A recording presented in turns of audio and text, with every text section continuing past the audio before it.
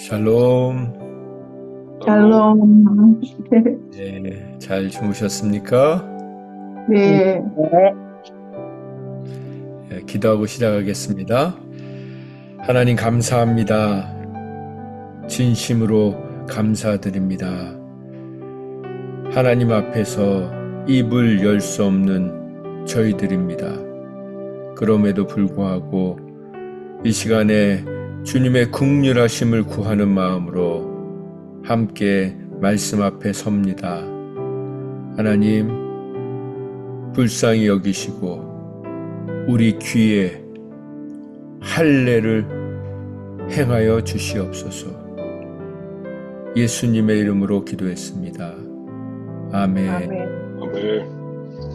네, 오늘 말씀은 예레미야 5장 10절에서 19절 말씀입니다. 오늘 말씀 12절에 보면 그들이 하나님을 믿는다는 이스라엘 백성들이 하나님을 인정하지 않고 있다는 것입니다. 하나님을 부인하고 있다는 것입니다. 그러면서 말합니다. 하나님은 계시지 않다. 이 말은 하나님은 더 이상 역사하지 않고 계시다는 것입니다. 그래서 재앙이나 기근이나 칼이 우리에게 임하지 않을 것이다. 그런 일은 일어나지 않는다. 그리고 그들이 계속해서 말합니다. 13절에 선지자들은 바람이다. 허풍을 떨고 있다. 쓸데없는 이야기를 하고 있다. 선지자들에게 말씀이 임하지 않았는데 지금 헛소리를 하고 있다. 그래서 그들이 그렇게 엉뚱한 얘기, 헛소리를 하는 것처럼 그 예언자들이 당해야 된다. 그렇게 얘기하고 있는 것입니다. 그같이 그들이 당하리라. 그들이란 선지자들을 얘기하는 거죠. 참담한 현실입니다. 하나님을 믿는 백성들이 하나님이 없다고 부인하고 있는 장면입니다. 여러분, 이번에 올림픽이 파리에서 있지 않았습니까? 개회식이 끝나고 나서 많은 이야기들이 오갔습니다. 그 중에 하나가 그 파리의 올림픽을 통해서 얼마나 세상이 타락했는지를 한눈에 다 보여줬습니다. 그 유럽이 어떤 땅입니까? 먼저 복음을 받아들이고 믿음의 사람들이 믿음의 씨앗을, 순교의 씨앗을 뿌린 그곳인데 이제는 교회고 예배당이고 문을 닫은 지는 오래되었고 문을 연 곳은 관광지가 되어 있다든지 최근에 어떤 분이 유럽에 가셔서 저한테 사진을 몇 장을 보내주셨어요. 그 중에 하나가 그 성당, 그 화려한 성당의 이름은 정확히 모르겠습니다. 근데 그 성당을 짓느라고 몇백 년이 걸렸다는 거예요. 근데 전에는 그런 성당을 보면 너무 멋지고 화려하고 웅장하고 그곳에 들어가면 하나님의 임재가 있을 것 같고 그렇게 느껴졌는데 그 성전을 보는데 괴물을 보는 것 같더라고요. 괴물. 저렇게 화려하게 지을 이유가 무엇일까? 저 성전을 짓느라 얼마나 많은 사람들에게 헌금을 갈취했을까? 그리고 그 성전을 짓고 나서 또 얼마나 하나님이 기뻐하시지 않는 일들을 행했을까? 그 성전 안에 십자가만 있으면 되는데 성인들 성자라는 우상들을 즐비하게 세워놓고 하나님은 온데간데 없고 이제는 결국은 하나님이 관광지로 만들지 않으셨습니까? 왜 관광지로 만드셨습니까? 하나님의 임재가 떠났기 때문입니다. 우리 이 오렌지 카운티에도 얼마나 유명한 교회들이 많습니까? 그 중에 하나가 크리스탈 처치 아닙니까? 그 수정교회. 그 교회는 전 세계가 다 아는 크리스찬들이라면 전 세계 교인들이 아는 교회였습니다. 제가 한국에 있을 때도 그 교회 예배를 방송을 했었다고요. 그 교회 가면 예배가 어떻게 되는지 아세요? 그 웅장한 파이프 오르간 소리. 성가대 기가 막혀요. 오케스트라 이 오렌지 카운티에서 잘 나간다는 사람들 뽑아서 연주를 하기 때문에 너무 멋집니다. 예배가 딱 시작되면요, 파이프 오르간과 성가대와 오케스트라가 막 연주를 하면서 유리문이 쫙 열려요. 열리면서 거기서 폭포수가 이렇게 쫙 올라와요. 제가 그걸 보고 얼마나 감격했는지. 그렇게 철없이 예배를 드렸습니다, 제가. 그 예배 시간에요, 설교는 10분도 안 해요. 길어야 10분이에요. 그렇게 화려하게 오프닝을 하고 나서 꼭 있는 순서가 책 소개하는 거였어요. 유명한 저자들을 불러다가 그 사람이 만든 책을 소개를 합니다. 여러분 연세는요, 다른 책 보실 거 없어요. 죽으실 때까지 성경만 보셔도 돼요. 아니, 성경도 제대로 안 보셨잖아요. 아직도 안 본 데가 많으시잖아요. 봐도 못 깨닫는 게 너무 많잖아요. 근데 우리가 얼마나 남았다고 다른 걸 보겠습니까? 다른 거 보지 마세요. 결국 하나님이 그 교회 망하게 하셨잖아요.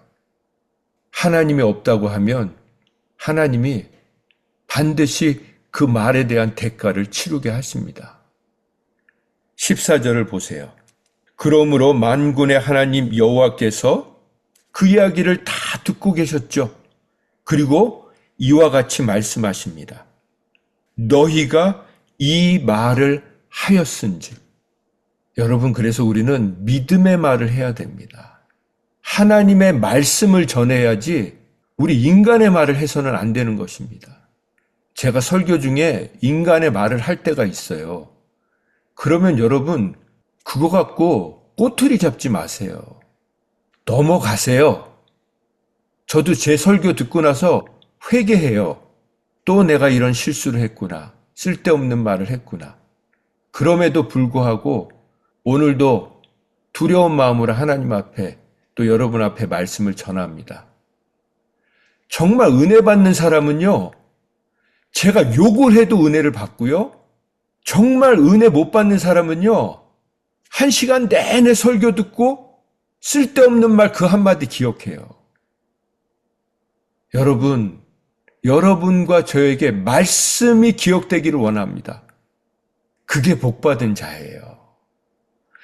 누가 나한테 욕을 하는데 그 말이 하나님의 음성으로 들려야 이게 은혜 받고 있는 자라고요. 너희가 이 말을 하였은즉, 하나님은 우리의 말대로, 믿음의 고백대로, 우리가 뱉는 말대로 하나님이 역사하십니다. 그래서 너무 우리 말이 중요한 거예요. 어제 그래서 제가 반말하지 말라고 한 거예요. 그런데 그러면 존댓말 하면 좋은 거냐? 아니에요. 그러니까 좀 여러분, 제가 뭘 말하면 그냥 좀 새겨 들으세요. 왜 이렇게 단순하세요? 왜 이렇게 깊이 생각할 줄을 모르세요? 제가 말하는 의도를 캐치를 하셔야죠. 저는 반말 잘 못하거든요. 그러면 제가 존댓말만 잘해서 잘 살았냐? 아니에요. 제가 왜 존댓말을 했냐면, 지금 말고요, 그 전에는 사람하고 가까워지는 게 싫었어요. 제가 말을 놓는 순간 그 사람도 저에게 말을 놓으면 함부로 하는 게 싫었어요.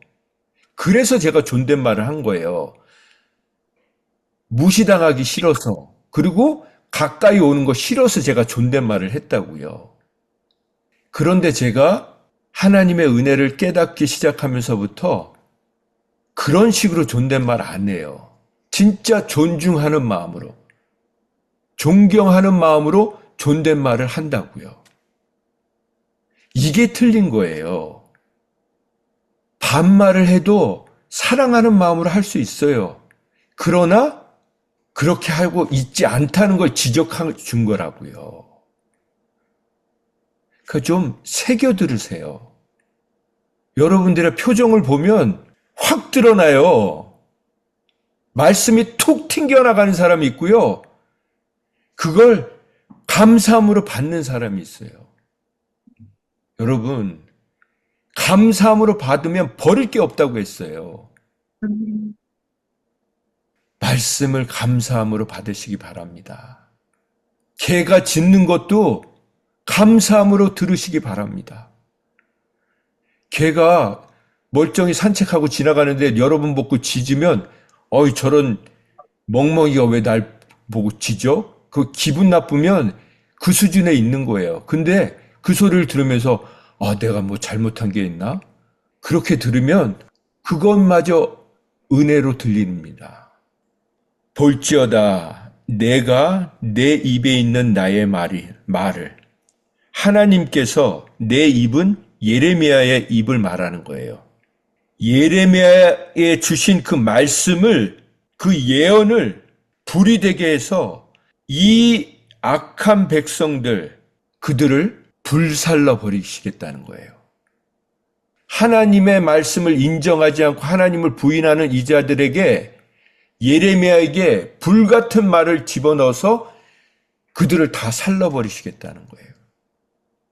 여러분, 하나님의 말씀은요, 우리를 다 살라버려야 돼요.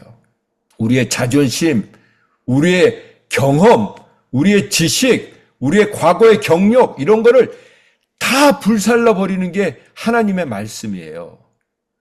여러분, 하나님 앞에 나올 때, 예배하러 나올 때는 다 발가벗고 나오는 거예요.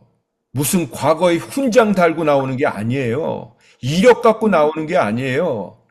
그냥 우리는 예수님이 주신 거룩한 흰옷 입고 나오면 그 흰옷이 어떤 옷입니까? 죄수복인 거예요. 교회는 죄수복만 입고 오시면 돼요. 그 죄를 가리고 화려하게 치장하고 오지 마세요. 나는 죄인입니다. 그럴 때 하나님의 은혜가 임하는 줄 믿습니다. 15절 말씀, 여호와의 말씀이니라. 이스라엘 집이여 보라. 내가 한 나라를 먼 곳에서, 누가요? 하나님께서 한 나라를 먼 곳에서부터 너에게 오게 할 것이다. 그들은 강하고 오래된 민족이다. 16절, 그들의 화살통은 열린 무덤이다. 활을 당겨서 다 죽일 것이다. 그 사람들은 하나같이 다 용사들이다. 그들이 와서 너희들의 자녀들이 먹을 추수곡물과 양식을 모조리 먹어 치울 것이다. 내 양떼와 소떼를 다 빼앗아 갈 것이다. 너희가 그렇게 귀하게 키운 포도나무, 애지중지하는 무화과 나무 열매를 다 먹을 것이다. 너희들은 먹을 것이 없을 것이다. 그리고 너희가 지금 그렇게 믿고 있는 견고한 성들을 칼로 다 파멸하리라. 다 허물어 버리리라. 너희가 지금 의지하고 있는 것, 믿고 있는 것, 신뢰하고 있는 것, 하늘같이 떠받들고 있는 것, 그거 다 멸하게 하시겠다는 것입니다. 여러분, 하나님께서 우리에게 누리라고 주신 것인데 불순종하면 그건 축복이 저주가 되는 겁니다. 하나님이 저주를 내리셔서 저주가 되는 게 아니고 우리가 교만하면 하나님의 말씀을 듣지 않고 순종하지 않으면 하나님이 주신 복이 다 저주가 된다고요. 그런데 하나님이 그때에도 내가 너희를 진멸하지는 않을 것이다. 이게 무슨 말씀입니까? 하나님이 오늘도 저와 여러분에게 기회를 주고 계시다는 거예요. 이 기회를 귀하게 여기시기 바랍니다. 하나님이 여러분과 저에게 다시 오늘도 기회를 주시는 거예요. 19절, 그들이 만일 이르기를 묻는 거죠. 이스라엘 백성들이. 우리 하나님 여호와께서 왜, 어째서 이 모든 일을 우리에게 행하셨느냐? 왜 이런 일을 행하시려고 하느냐? 그렇게 묻거든 너는 그들에게 분명히 알려주어라. 너희가 여호와를 버리고 너희 땅에서, 하나님이 주신 그 땅에서 이방 신들을 섬겼은즉 이와 같이 너희 것이 아닌 땅에서 너희들은 이방인의 종과 노예로 살게 될 것이다. 그렇습니다. 하나님은 우리에게 작정하고 저주를 퍼붓는 분이 아니세요. 하나님의 손을 놓는 순간, 하나님이 우리를 보호하시는 그 보호의 손을 놓는 순간 우리는 저주를 받고 있는 거라고요. 그래서 여러분, 말씀을 들을 때마다 변화될 마음을 좀 가지세요. 제대로 좀 믿겠다는 그런 마음을 좀 가지세요. 그 마음 없으면 이 시간 나오시는 거 헛수고예요. 제 말로, 제 선의의 말로 들으면요, 아무 유익이 없어요. 아니, 여러분에게 독이 돼요. 제 말을 들을수록 독이 된다고요. 그런데 하나님의 말씀으로 들으면요, 그 독이 여러분을 치료하는 해독제가 돼요. 그러니까 목사가 설교 잘해서 그게 중요한 게 아니에요. 목사의 설교에 속지 마세요. 그 말씀을 우리 한번 보겠습니다. 6장 14절 그들이 내 백성의 상처를 가볍게 여기면서 말하기를 평강하다 평강하다 하나 평강이 없도다. 자, 이게요, 그냥 대충 읽으면요, 그 위에 제사장으로부터 선지자들 다 거짓을 행합니다. 그들이 바로 제사장과 선지자들을 얘기하는 거예요. 그들이 내 백성의 상처를 가볍게 여긴다는 거예요. 괜찮아. 날 거야. 좋아질 거야. 문제 없어. 그런데 낫지 않는다는 거예요. 여기서 여러분, 우리가 오해하면서 읽는 게 뭐냐면요. 제사장들과 선지자들이 백성의 상처를 우습게 여기는구나. 교회 위로받으러 갔는데 나 위로 안 해주는구나. 이렇게 볼 수 있어요. 그런데 여러분, 이 상처는 두 가지가 있어요. 뭐가 있냐면, 첫 번째, 하나님을 섬기다가 얻는 상처가 있어요. 예수님이 받으신 상처, 사도 바울이 받은 상처, 예수님의 제자들이 받은 상처. 그게 바로 하나님을 섬기다가 복음을 전하다가 받은 상처예요. 또 한 가지 상처는 뭐가 있냐면요, 내 죄 때문에 생긴 상처가 있는 거예요. 하나님을 섬기다가 받은 상처는 위로를 받아야 합니다. 그런데 그건요, 하나님밖에 위로 못 해주세요. 사람들은 그런 상처에 관심 없습니다. 그냥 유명한 책 만든 사람들 불러다가 치켜 세워주는 거나 하죠. 그러니까 여러분이 받은 상처가 어디서 받았는지를 구분을 하셔야 돼요. 하나님이 주신 영광의 상처인지, 내 정욕을 못 채워가지고 내 탐욕을 못 채워서 내 성질에 받은 상처인지를 깨달아야 된다고요. 그런 상처는요, 도려내야 되는 거예요. 이 말씀을 듣는 시간은 그 상처를 도려내는 시간이에요. 그러니까 여러분의 죄를 지적할 때 정신 차리셔야 돼요. 아니면 제가 괜찮아요, 그냥 약 드세요, 타이레놀 드세요, 그러면 여러분은요 죽는 거예요. 지금 그런 말씀을 하시는 거예요. 너 지금 평안의 메시지를 전할 때야? 지금 죄를 져가지고 지금 다 죽게 됐는데? 여러분, 위로는 하나님에게 받으세요. 사람에게 받으려고 하지 마세요. 사람이 하는 건 립서비스예요. 립서비스. 근데 하나님이 위로해 주시면 정말 우리는 상처를 이제 끌어안는 자들이 돼요. 여러분이 말씀에 툭툭툭 반응하는 건요, 내 죄를 들켜가지고 그러는 거예요. 이 시간엔 제가 하는 건요, 여러분의 죄를 계속해서 지적하는 거예요. 깨달으라고. 저는 그거 할 거밖에 없어요. 목사의 역할은 그거밖에 없어요.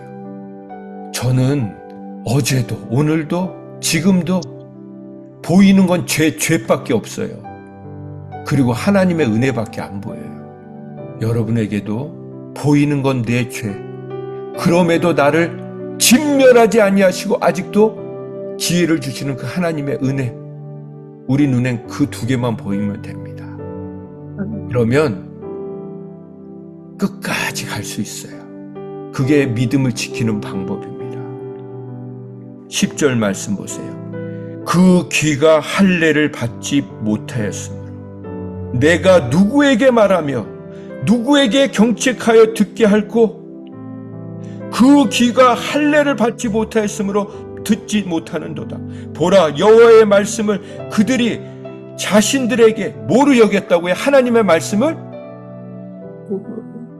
욕으로 여겼다는 거예요.